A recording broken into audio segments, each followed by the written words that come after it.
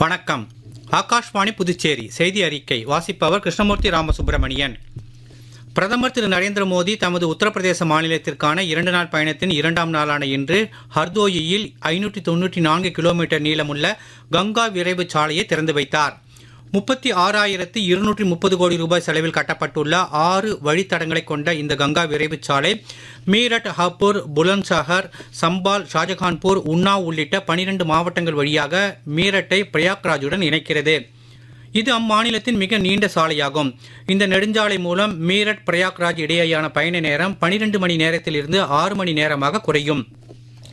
ஷாஜகான்பூரில் 3.5 kilometre நீளத்தில் இந்திய விமானப்படையின் விமானங்கள் அவசர காலங்களில் தரையிறங்க ஓடுதளமாக பயன்படுத்தும் வகையில் கங்கா விரைவு நெடுஞ்சாலை அமைக்கப்பட்டுள்ளது.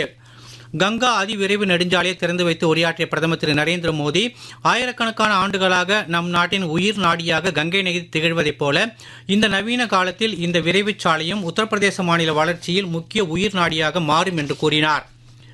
பொது சுகாதார அமைப்புகளில் சிறந்த மற்றும் பின்பற்றத்தக்க நடைமுறைகள் மற்றும் புதுமைகள் குறித்த 10வது தேசிய உச்சிமாநாடு நாளை முதல் சண்டிகரில் நடைபெறவுள்ளது. 2 நாட்கள் நடைபெறும் இந்த உச்சிமாநாட்டை மத்திய சுகாதாரம் மற்றும் குடும்ப நலத்துறை அமைச்சர் திரு JP நட்டா தொடக்கி வைக்கிறார்.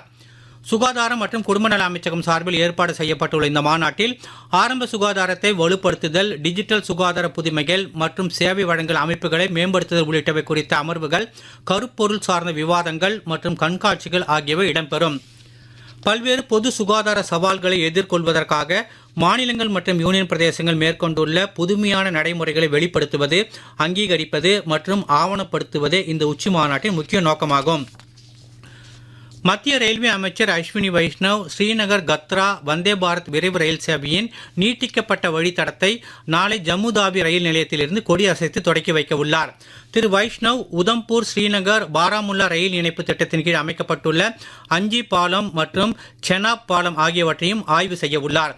முன்னதாக ஸ்ரீநகரிலிருந்து ஸ்ரீ மாதா வைஷ்ணோ தேவி கத்ரா வரை மட்டுமே இயங்கி வந்த இந்த ரயில் இனி ஜம்முதாவி வரை முழுமையாக செல்லும் என்று ரயில்வே அமைச்சகம் தெரிவித்துள்ளது.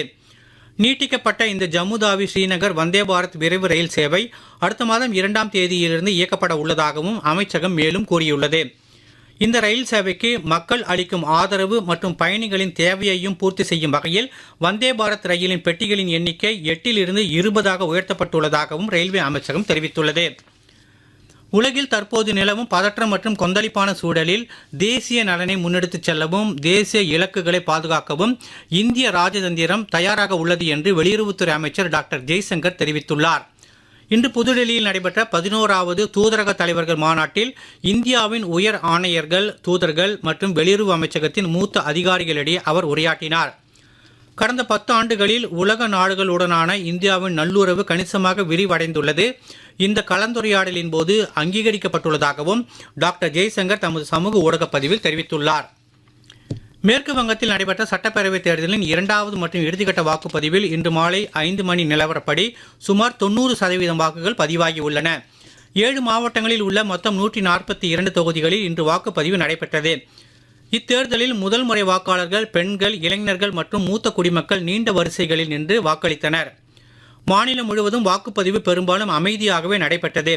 இருப்பினும் பவானிபூர் சட்டமன்ற தொகுதிக்குட்பட்ட ஏக்பார்பூரில் பிஜேபி தலைவர் திரு சுவேந்து அதிகாரியை குறிவைத்து கூச்சல்கள் மற்றும் கோஷங்கள் எழுந்ததாக கூறப்படுகிறது. திரிணாமுல் காங்கிரஸ் தலைவர் செல்வி மம்தா பானர்ஜியும் ஏக்பால்பூருக்கு வருகை தந்தார். காவல்துறையினரும் மத்திய படையினரும் நிலைமையை கட்டுப்பாட்டிற்குள் கொண்டு வந்தனர். ஃபால்டா தொகுதிக்குட்பட்ட சில வாக்குச்சாவடிகளில் மறு வாக்குப்பதிவு நடத்த வேண்டும் என பிஜேபி கோரிக்கை விடுத்துள்ளது. அந்த வாக்குச்சாவடிகளில் உள்ள சில மின்னணு வாக்குப்பதிவு இயந்திரங்களில் பிஜேபி வேட்பாளருக்கான பொத்தான்கள் செல்லோ டேப்பால் மூடப்பட்டிருந்ததாக அவர்கள் குற்றம் சாட்டினர்.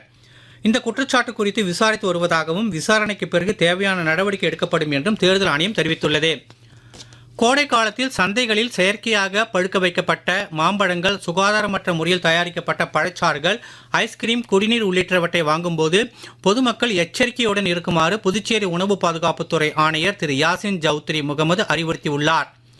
இத்தகைய கலப்பட உணவுகளை சாப்பிடுவதால் வாந்தி, வயிற்றுப்போக்கு, மயக்கம், தலைவலி, தூக்கமின்மை உள்ளிட்ட உடல் உபாதைகள் ஏற்படலாம் என்றும் அவர் எச்சரித்துள்ளார்.